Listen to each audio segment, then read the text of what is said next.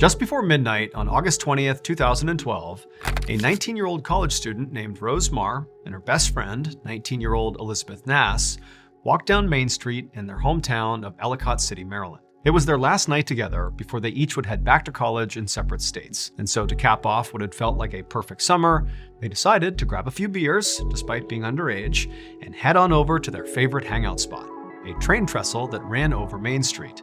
A train trestle is literally a bridge, but for trains. Now, to be clear, this train trestle was not like some secret daredevil hideout spot. Lots of people knew about it. Lots of kids in town, including Rose and Elizabeth, had been up here many, many times. And while there was an active train track that ran across it, the ledge on the trestle where everybody would sit when they were up there was several feet away from the tracks, kind of safely out of the way. You could be up there looking down over the town, and a train could literally pass right by you and not affect you. So overall, it was safe. So Elizabeth and Rose climbed up onto the train trestle and took their seats along the ledge, safely away from the tracks.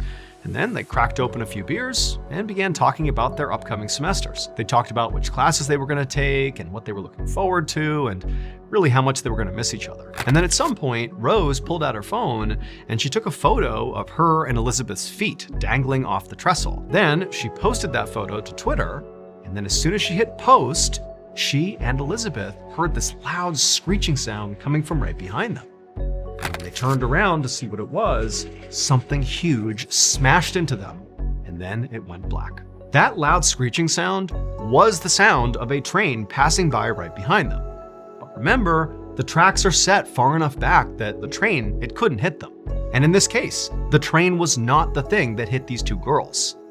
Instead, it was something truly unfortunate that happened to them. When that train passed by the girls, it partially derailed.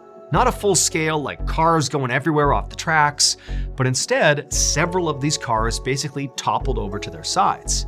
And some of those cars that toppled over were carrying thousands of pounds of coal. And these were open cars. You can literally see the coal as the train goes by. And so as the train's going by, those cars topple, all this coal comes out, and the coal smashed into Rose and Elizabeth and fully buried them. It was like they were under an avalanche, but not of snow, of coal. And so by the time the girls were pulled out of the coal, they were already dead. Rose and Elizabeth were the only two fatalities from this derailment. Their families would later sue the railroad company alleging negligence, and each family would receive a settlement, though the exact amounts were never disclosed.